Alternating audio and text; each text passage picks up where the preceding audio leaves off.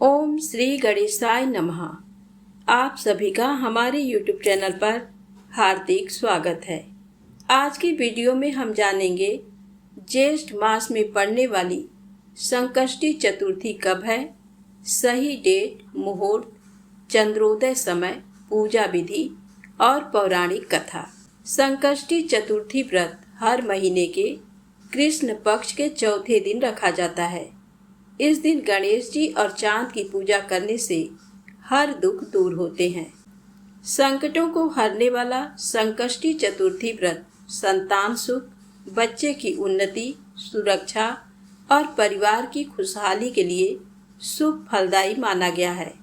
इस व्रत के प्रताप से धन संकट भी खत्म होता है। वैसे तो हर व्रत उदया तिथि से मान्य होता है, लेकिन जिस दिन चतुर्थी और चंद्रोदय का संयोग बन रहा है उसी दिन संकष्टी चतुर्थी व्रत रखना चाहिए। ऐसे में ज्येष्ठ माह की एक दंत संकष्टी चतुर्थी 26 मई को रखा जाएगा।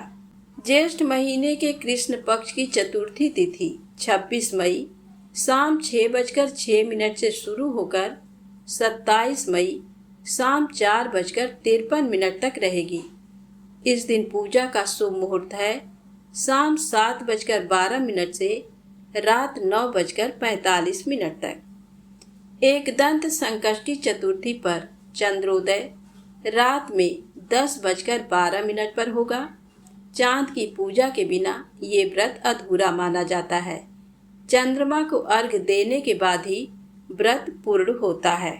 संकष्टी चतुर्थी के दिन ओम श्रीम ओम ह्रीम श्रीम ह्रीम क्लीम श्रीम क्लीम विद्येश्वराय नमः इस मंत्र का 11 माला जप करना चाहिए। मान्यता है इससे धन संपत्ति प्राप्त करने में लाभ मिलता है। ज्येष्ठ मास के कृष्ण पक्ष की चतुर्थी को किया जाने वाला व्रत ज्येष्ठ संकष्टी गणेश चतुर्थी व्रत कहलाता है। भविष्य पुराण में कहा गया है कि जब मन संकटों से घिरा महसूस करे तो गणेश चतुर्थी का व्रत करें। इससे कष्ट दूर होते हैं और धर्म, अर्थ, मोक्ष, विद्या, धन व आरोग्य की प्राप्ति होती है। ज्येष्ठ मास की गणेश चतुर्थी व्रत कथा।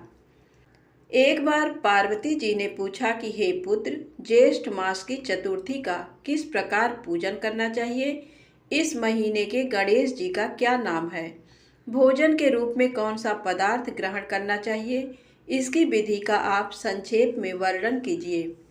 गणेश जी ने कहा, हे माता, ज्येष्ठ कृष्ण चतुर्थी सौभाग्य एवं पति प्रदायिनी है। इस दिन आखू रथा नामक गणेश जी की पूजा भक्ति पूर्वक करनी चाहिए।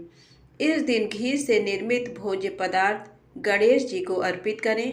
ब्राह्मण भोजन के पश्चात स्वयं भोजन करें। हे पार्वती माता, इससे संबंधित मैं पूर्वकालीन इतिहास का वर्णन कर रहा हूँ। गणेश पूजन और व्रत की विधि जो पुराणों में वर्णित है उसे सुनिए।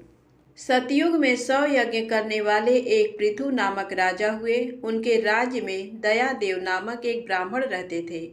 वेदों में निष्णात उनके 4 पुत्र थे। पिता ने अपने पुत्रों का विवाह गृह सूत्र के वैदिक विधान से कर दिया।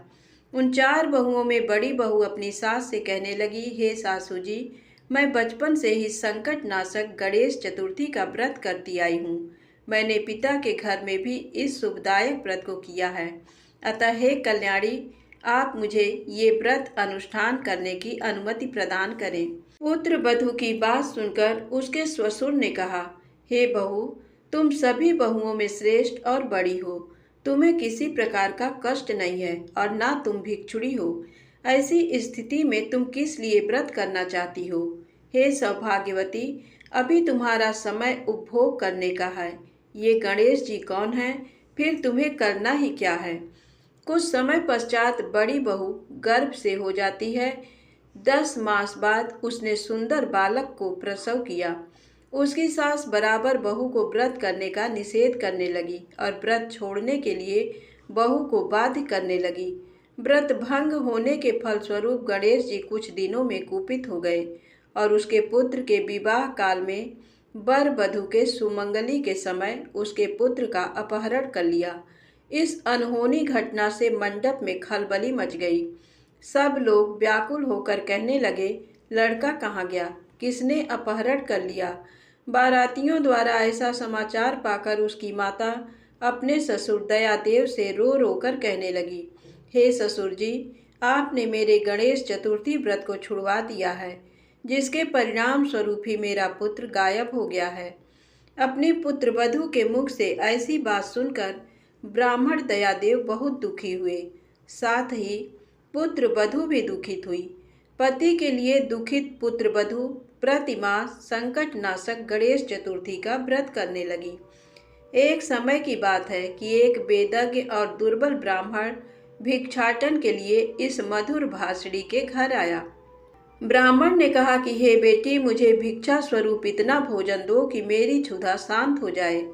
उस ब्राह्मण की बात को सुनकर उस धर्मपरायण कन्या ने उस ब्राह्मण का विधिवत पूजन कराया। भक्तिपूर्वक भोजन करने के बाद उसने ब्राह्मण को वस्त्र आदि दिए।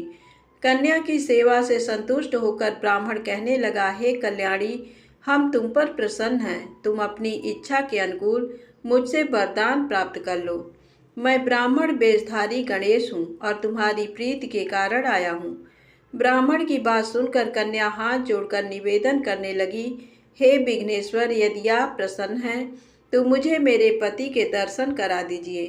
कन्या की बात सुनकर गणेश जी ने उससे कहा कि हे सुंदर विचार वाली, जो तुम चाहती हो वही होगा।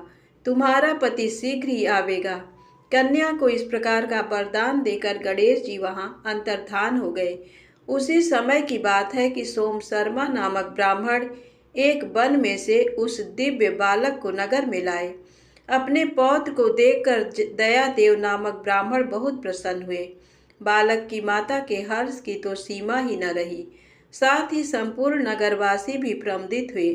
बालक की माता ने पुत्र को छाती से लगा लिया और कहने लगे कि गणेश जी के प्रसाद से ही मैंने खोए हुए पुत्र को प्राप्त किया है। फिर से मंडप का निर्माण करके विधि पूर्वक वैवाहिक कार्य संपन्न किया। वह भाग्यशाली कन्या अपने पति को पाकर धन्य हो उठी। ज्येष्ठ मास के कृष्ण पक्ष की चतुर्थी मनुष्यों के मनोरथ को पूर्ण करती है। हे देवी, पूर्व कथित रीति से भक्ति पूर्वक जो व्यक्ति इस व्रत एवं पूजन को करेंगे, उनकी संपूर्ण इच्छाएं पूर्ण होंगी। प्रेम से बोलिए गणेश जी महाराज की जय। संकष्टी गणेश चतुर्थी व्रत की दूसरी कथा। प्राचीन काल में एक रंतिदेव नामक प्रतापी राजा हुए। उनकी मित्रता यम, कुबेर, इंद्र आदि देवों से थी। उन्हीं के राज्य में धर्मकेतु नामक एक श्रेष्ठ ब्राह्मण रहते थे। उनके दो स्त्रियां थीं, एक का नाम सुशीला और दूसरी का नाम चंचला था। सुशीला नित्य ही कोई न कोई व्रत किया करती थी। फलतः उसने अपने शरीर को दुर्बल बना डाला था। इसके विपरीत चंचला कभी भी कोई व्रत उपवास आदि न करके भर पेट भोजन करती थी। उधर सुशीला को सुंदर लक्षणों वाली एक कन्या हुई और उधर चंचला को पुत्र रत्न की प्राप्ति हुई। ये देखकर चंचला बारंबार सुशीला को ताना देने लगी, अरे सुशीला, तूने इतना व्रत उपवास करके शरीर को जर्जर बना डाला, फिर भी एक कृषकाय कन्या को जन्म दिया। मुझे देख, मैं कभी व्रत आदि के चक्कर में न पड़कर रिष्ट पुष्ट बनी हुई हूँ और वैसे ही बालक को भी जन्म दिया है।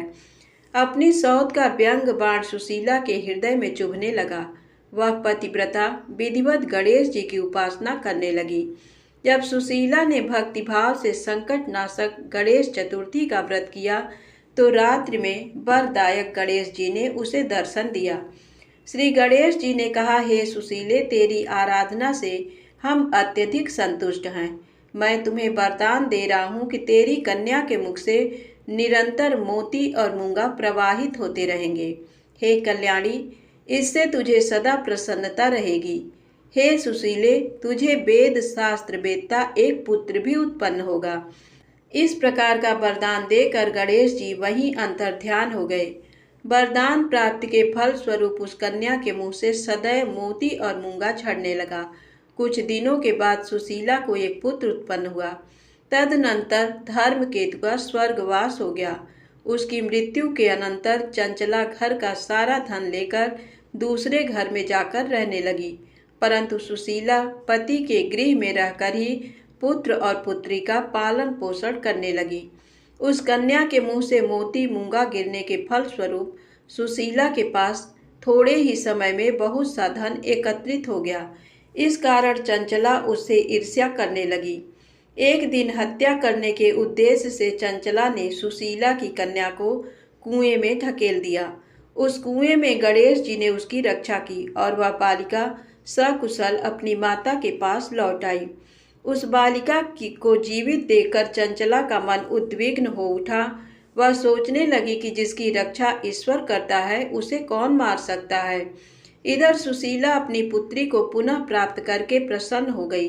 पुत्री को छाती से लगाकर उसने कहा, श्री गणेश जी ने तुझे पुनः जीवन दिया है। अनाथों के नाथ गणेश जी ही हैं।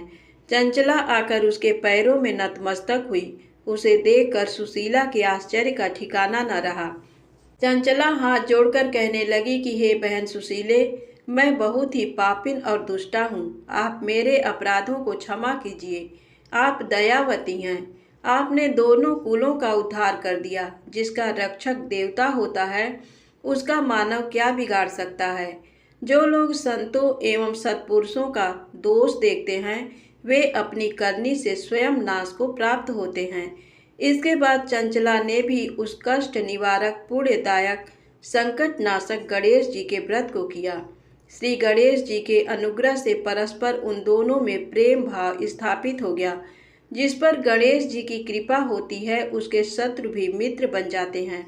सुशीला के द्वारा संकट नाशक गणेश चतुर्थी व्रत किए जाने के कारण ही उसकी सौत चंचला का हृदय परिवर्तन हो गया।